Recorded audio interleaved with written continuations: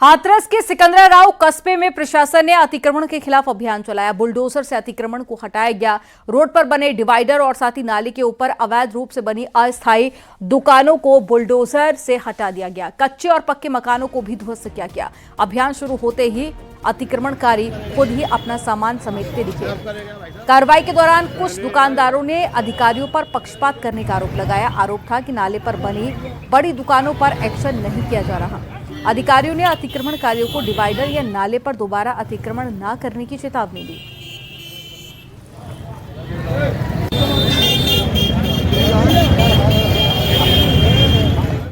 पीलीभीत में अतिक्रमण के खिलाफ बुलडोजर एक्शन हुआ है। नगरपालिका और प्रशासन की टीम ने पुलिस बल के साथ में अतिक्रमण हटाओ अभियान चलाया।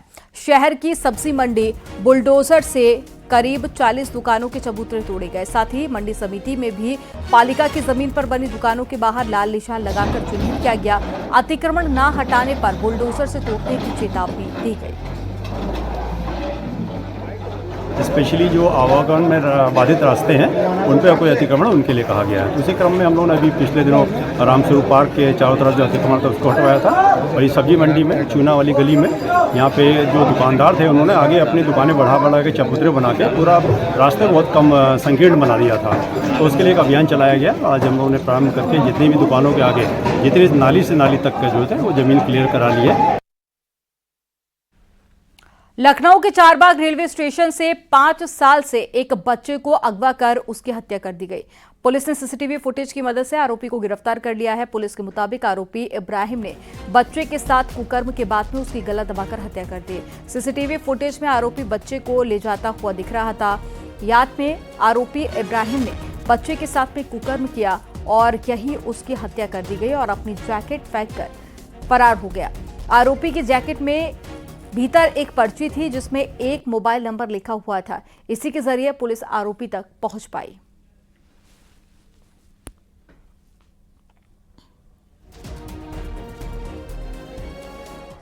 अब ये निर्धारित समय पर चल रही है। इसके यहाँ 12:12 पर प्लेटफॉर्म नंबर 3 पर पहुंचने की संभावना है। नोएडा पुलिस ने क्रेडिट कार्ड की लिमिट बढ़ाने का झांसा देकर ठगी की गई है और आरोपियों ने बीजेपी के जिला उपाध्यक्ष को निशाना बनाया था। जालसाजों ने एक लिंक भेजकर करीब 5.5 लाख रुपए की ठगी को अंजाम दिया। ठगी का शिकार हुए गिरजा सिंह ने साइबर क्राइम थाने में एफआईआर दर्ज कराई है। साइबर पुलिस मामले की तहकीकात में जुटी हुई है।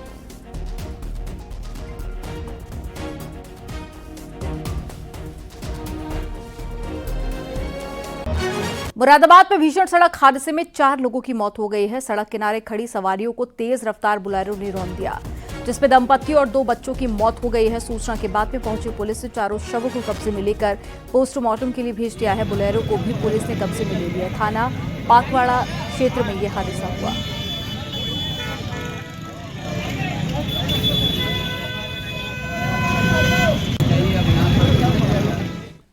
एटा में एक घर में संदिग्ध परिस्थितियों में फांसी के फंदे से एक व्यक्ति का शव मिला, जिसके बाद में परिजनों में कोहराम मच गया। सूचना पर पहुंची पुलिस ने शव को कब्जे में लेकर पोस्टमार्टम के लिए भेज दिया। फिलहाल पुलिस पूरे मामले की जांच कर रही है। पुलिस के मुताबिक मृतक पत्नी शराब पीता था, जिसे लेकर पत्नी से लड़ाई हुई थी, जिसके बाद अब मृतक का शव मिला है। दीवार तोड़ने लगे थे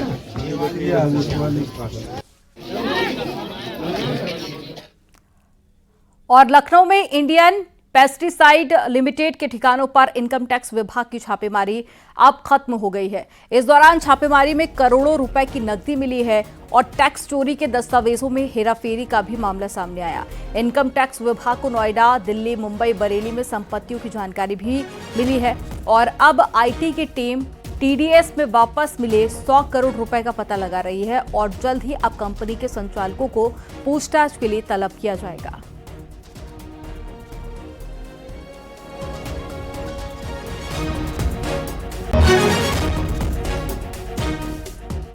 झांसी में टोल प्लाजा पर कार सवार युवक ने शराब के नशे में धुत होकर जमकर हंगामा काटा। इस दौरान टोल पर मौजूद टोल कर्मियों ने शराबी कार चालक की जमकर पिटाई की। टोल प्लाजा से कार निकालने को लेकर टोल कर्मी से कार सवार का विवाद हुआ था, जिसके बाद कार सवार ने हंगामा शुरू कर दिया। टोल प्लाजा पर मारपीट की सूचना पर मौके पर पहुंची पुलिस ने मारपीट कर रहे टोल कर्मियों, कार चालक को काबू में किया और साथ ही सकरार थाना क्षेत्र की घटना है।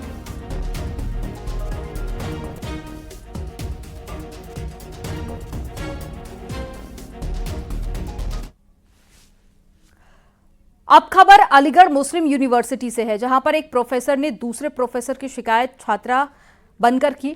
दरअसल रसायन विभाग के प्रोफेसर रियाजुद्दीन अपने साथी एसोसिएट प्रोफेसर इशात खान का खुलकर विरोध नहीं कर पा रहा था, जिसके बाद में कभी हिंदू तो कभी मुस्लिम छात्रा बनकर 22 बार एएमयू प्रशासन, एसएसपी और अन्य अफसरों से शिकायत की। मामले का पर्दाफाश पोस्ट ऑफिस में लगे सीसीटीवी कैमरे की फुटेज को देखकर हुआ, जिसमें हिंदू छात्रा के नाम पर प्रोफेसर रियाजुद्दीन की 20 शिकायतें डाक पोस्ट करते और रसीद लेते देखा गया, जिसके बाद में रियाजुद्दीन ने अपना गुनाह कबूल किया है। अब यूजीसी के नियमों के तहत प्रोफेसर पर कार्रवाई होगी।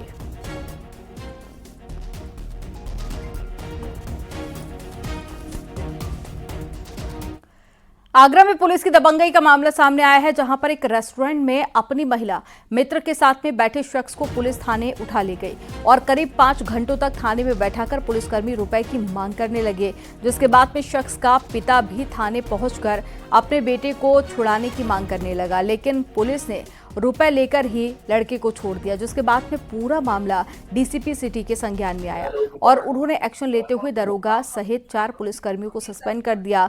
डीसीपी की इस कार्रवाई के बाद में पूरे महकमे में हड़कंप मच गया।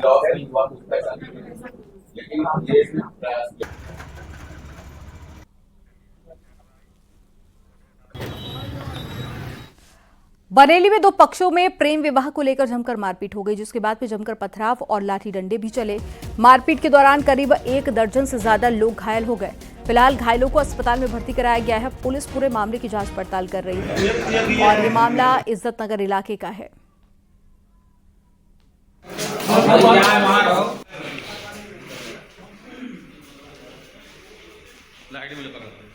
पकड़ लूंगा मैं ऐसे पकड़ लूंगा, रहने छोड़ दे। गोरखपुर की गीड़ा पुलिस ने तिरपाल काटकर ट्रकों से चोरी करने वाले गैंग का पर्दाफाश किया। पुलिस ने सरगना समेत 5 बदमाशों को गिरफ्तार किया। आरोपियों के पास से 4 पहिया वाहन, बाइक, ट्रक का टायर और नकदी बरामद की गई है। एसपी ने बताया कि गिरफ्तार बदमाशों का गैंग सड़क पर खड़े ट्रक का तिरपाल काटकर चोरी की घटना को अंजाम देता था और चोरी का सामान स्थानीय दुकानदार को बेचते थे। गीड़ा इंडस्ट्रियल एरिया में सक्रिय बदमाशों के गैंग की शिकायत स्थानीय व्यापारियों ने की थी, जिस पर पुलिस ने एक्शन लिया है।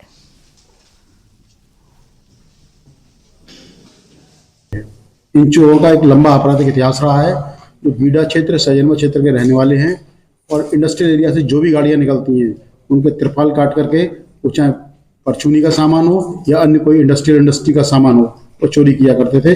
इन सबको आज गिरफ्तार करके माल बरामद करके जेल भेजा जा रहा है। इनके जो अन्य साथी प्रकाश में आए हैं उनको भी शीघ्र ही गिरफ्तार करके जेल भेजा जाए। शाहजहांपुर पुलिस ने वारंटी को गिरफ्तार किया है। मुखबिर की सूचना पर जिस बदमाश को पकड़ा गया उसके खिलाफ एक मामला दर्ज है, जिसके चलते कोर्ट ने गैर जमानती वारंट भी जारी किया है। थाना तिलहर पुलिस ने वांछित लालताब प्रसाद को गिरफ्तार कर लिया।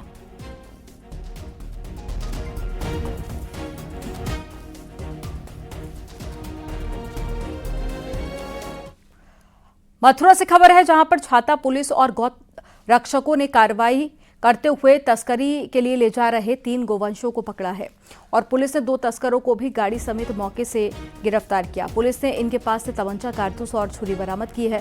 पुलिस को यह कामयाबी मुखबिर की सूचना पर मिली है।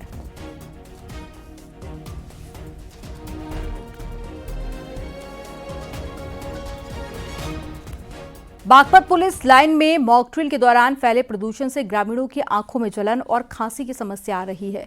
आनंद फानन में स्कूल और मदरसों की छुट्टी करके बच्चों को उनके घर पर भेजा गया। इस दौरान बड़े से लेकर बच्चे और महिलाएं सभी खांसी से परेशान दिखे। आंखों में चुभन की समस्या से लोग परेशान हैं और पुलिस लाइन में इमरजेंसी से निपटने के लिए मॉक ड्रिल की जा रही है।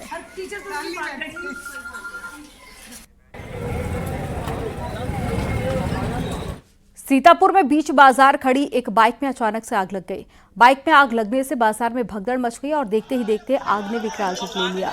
लोगों ने मशक्कत कर आग पर कंट्रोल किया और तब तक बाइक जलकर राख हो चुकी थी। मामला सदरपुर थाना क्षेत्र के बखुआ बाजार का है।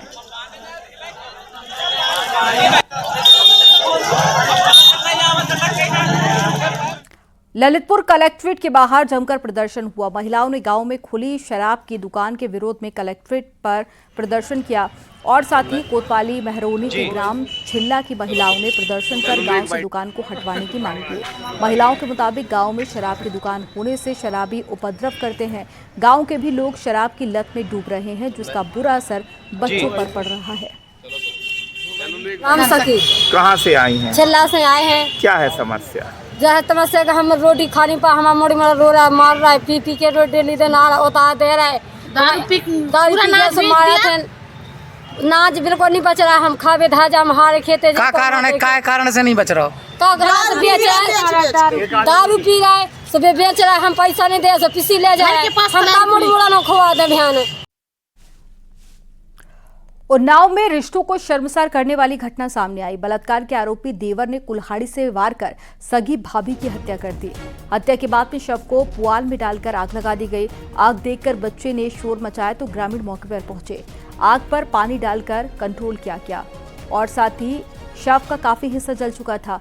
घटना आसीवन थाना क्षेत्र के विजयखेड़ा गाँव की है। गिरफ्तारी के दौरान पुलिस का आरोपी से एनकाउंटर हुआ। आरोपी रोहित के पैर में गोली लगने से वो घायल हो गया। पुलिस ने आरोपी के खिलाफ हत्या का मामला दर्ज कराया है। खेड़ा गांव है, उसमें एक मीना नाम की महिला, उसके सगे देवर के द्वारा रोहित, उसके द्वारा उसकी हत्या कर दी गई है। इसमें जो पुलिस टीम है वो तुरंत मौके पे पहुंची। महिला की जो शव था उसको पंचायतनामे के बाद पीएम के लिए भेजा गया। जो मृतका है उसके पति से तहरीर लेके इसमें सुसंगत धाराओं में अभियोग पंजीकृत किया गया। इसमें जो अभियुक्त रोहित था उसको आसीवन पुलिस टीम के द्वारा मुठभेड़ के बाद गिरफ्तार किया गया है, जिसमें उसके पैर में गोली लगी है। महाकुंभ में गीता प्रेस की पुस्तकों की डिमांड काफी बढ़ गई है और प्रयागराज से लगातार पुस्तकों के लिए ऑर्डर आ रहे हैं। गीता प्रेस प्रबंधन उतनी पुस्तकों की सप्लाई नहीं कर पा रहा है जितने की डिमांड है। महाकुंभ में करोड़ों लोग दर्शन पूजन के लिए आएंगे और उनकी सबसे अधिक मांग गीता प्रेस के धार्मिक पुस्तक खरीदने की रहती है। गीता प्रेस प्रबंधन इसलिए पिछले 2 महीने से अपने उत्पादन को बढ़ा रहा है और प्रेस प्रबंधन की कोशिश है कि करीब 2 करोड़ की एक्स्ट्रा पुस्तक छापकर प्रयागराज भेज सके। ये कुंभ महाकुंभ एक आस्था का महाकुंभ है और जितने भी विश्व में सनातन धर्म के मानने वाले हैं, प्राय लोगों की मान्यता होती है कि इस कुंभ में हम डुबकी लगाएं, तो बहुत भीड़ आने की संभावना है। साधु संतों का महाकुंभ है। गीता प्रेस अपनी पूरी तैयारी तो कर रहा है, लगभग 2 महीने पहले से ही पुस्तकों के संस्करण बढ़ा दिए गए हैं। जो पुस्तक हम सामान्य रूप में 5-7 हज़ार छापते थे उसको 15-20 हज़ार कर दिए हैं, क्योंकि एक तरफ तो जो हमारी ब्रांचें हैं उनको पुस्तक हमको देना होगा, दूसरी तरफ हम अतिरिक्त पुस्तकें छाप के कुंभ में उपलब्ध कराएं। गोरखपुर रेलवे स्टेशन के पास बने बस अड्डे को अब पब्लिक प्राइवेट पार्टनरशिप के माध्यम से डेवलप किया जाएगा। इसके लिए मुंबई की एक कंपनी का चयन हुआ है जो इस बस अड्डे को वर्ल्ड क्लास बस अड्डे के रूप में तब्दील करेगी। कैबिनेट से अप्रूवल मिलने के बाद में प्रक्रिया आगे बढ़ेगी। देखिए, जो हमारा गोरखपुर का बस अड्डा है काफ़ी पुराना है और अभी तो बेसिक सुविधाएं हैं, लेकिन जो पीपीपी मोड पे जो इसको विकसित किया जाना है, तो सरकार की मंशा है कि जो भी हमारे यात्री हमारे बस अड्डों पे आते हैं उनको आधुनिक सुविधाएं मिल पाएँ, जिसमें आधुनिक टॉयलेट्स की फैसिलिटी, उसमें वहीं पे पोस्ट ऑफिस की फैसिलिटी, वहाँ पे जो कमर्शियल जो हमारी दुकानें होती हैं, जो अच्छी ब्रांड्स की दुकानें हैं, वो सारी खुल पाए।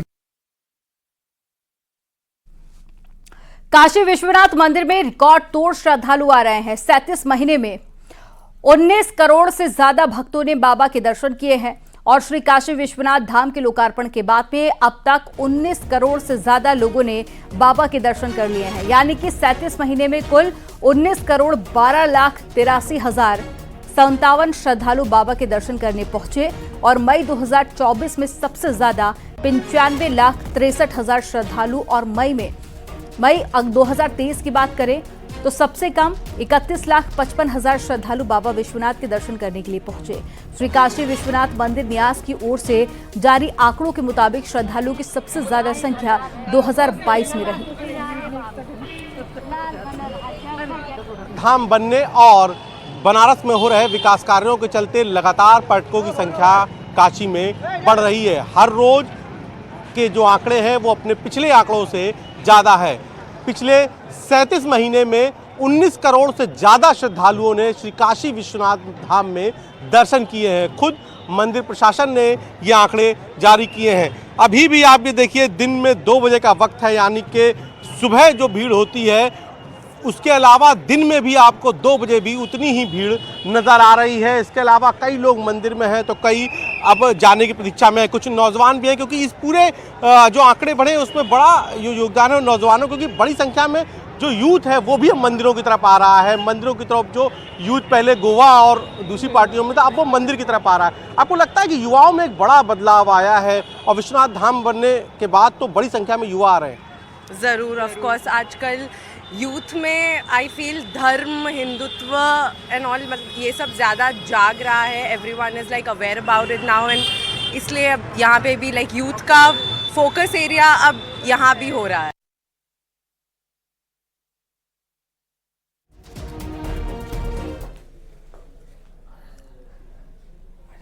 आपने उत्तराखंड के बहुत सारे टूरिस्ट डेस्टिनेशन के बारे में सुना होगा, लेकिन आज हम आपको एक ऐसी जगह लेकर चलते हैं जो कि बिल्कुल अनदेखी और अनोखी है। यहां अनोखा जंगल आपका इंतजार कर रहा है।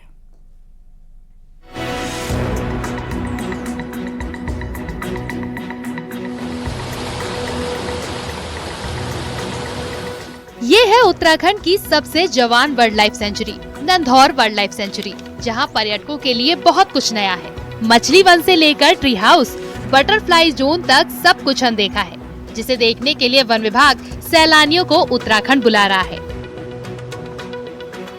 राज्य के पूर्व में स्थित है, तो जो पूर्वी हिमालयों का जो सबसे ज्यादा जैव विविधता वाले क्षेत्र हैं पूरे महाद्वीप के, तो उनका सबसे ज्यादा असर यहाँ पे देखा जाता है। और यही कारण है कि कुछ प्रजातियां, जैसे रेड हेडेड ट्रोगन एक पक्षी होता है, जो यहीं देखा गया है हमारे प्रदेश में, अन्य कहीं नहीं देखा जाता।